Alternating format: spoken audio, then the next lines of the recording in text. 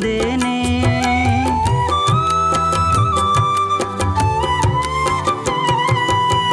கண்ணிருந்தும் குருடனாய் அலைந்து திரிந்தேனே.